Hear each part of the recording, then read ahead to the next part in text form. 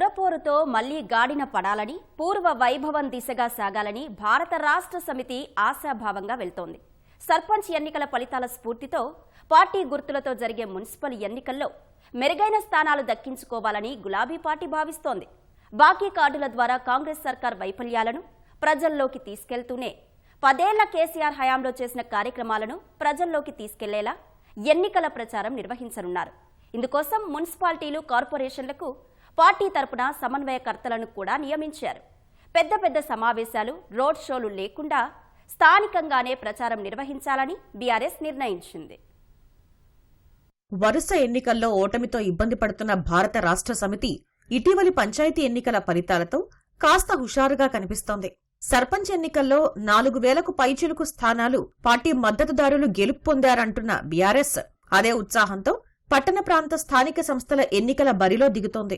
ఎన్నికలు జరుగుతున్న 116 మున్సిపాలిటీలు, 7 కార్పొరేషన్లలో మెరుగైన సంఖ్యలో స్థానాలే లక్ష్యంగా ముందుకు వెళ్తోంది.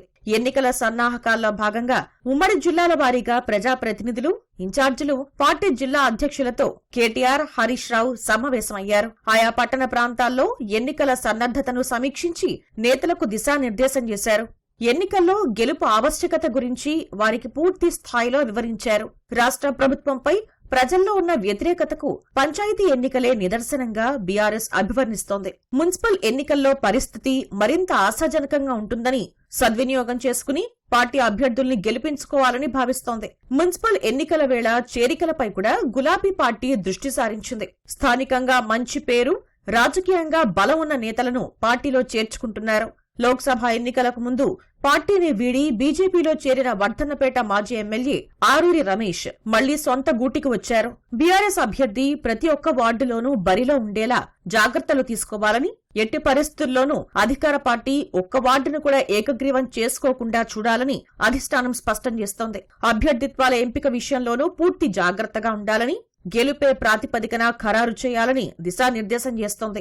ఒకరికంటే ఎక్కువ సంఖ్యలో ఆశావహులు ఉన్న చోట అవకాశం రాని వారిని బుజ్జగించి రెబెల్స్ కు ఆస్కారం లేకుండా చూసేందుకు ప్రణాళికలు వేస్తోంది.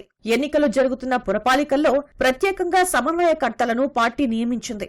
ఎన్నికలకు సంబంధించిన ప్రక్రియ వారి సమన్వయంతో జరిగేలా క్షేత్రస్థాయి పరిస్థితుల్ని ఎప్పటికప్పుడు అధిష్టానానికి చేరవేసేలా ఏర్పాటు చేశారు. స్థానిక నేతలను సమన్వయం చేయడంతో పాటు అభ్యర్థుల ఎంపిక, నామినేషన్లు, ప్రచారం, వ్యూహం లాంటి వాటిలో సమన్వయకర్తలు కీలకంగా వ్యవహరించాల్సి ఉంటుంది.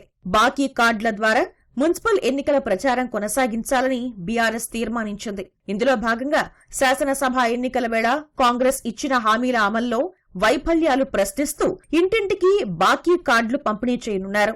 25 నెలల కాంగ్రెస్ పాలనలో ఎవరికి ఎంత బాకీ పడ్డారో అందులో ముద్రించారు. ఇదే సమయంలో 10 ఏళ్ల కేసీఆర్ హయాంలో చేసిన అభివృద్ధి, సంక్షేమ కార్యక్రమాలు వివరిస్తూనే కాంగ్రెస్ ప్రభుత్వ వైఫల్యాలను ప్రజల్లోకి తీసుకువెళ్లాలని పార్టీ శ్రేణులకు నాయకత్వం సూచించింది. పూర్తిగా జిల్లా స్థాయిలో ప్రచార కార్యక్రమాలు చేపట్టనున్నారు. పెద్ద పెద్ద సభలు, సమావేశాలు, రోడ్ షోలు లేకుండా ప్రతి ఓటరును కలిసేలా, ఇంటింటి ప్రచారం నిర్వహించేలా వ్యూహాలు రచిస్తున్నారు.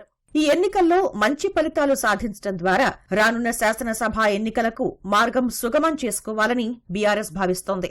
కేసీఆర్ ను మళ్లీ ముఖ్యమంత్రి చేసుకోవాలి అన్న లక్ష్యాన్ని నెరవేర్చుకోవాలంటే ఈ ఎన్నికల్లో మంచి ఫలితాలు రాబట్టాలని లక్ష్యంగా పెట్టుకుంది.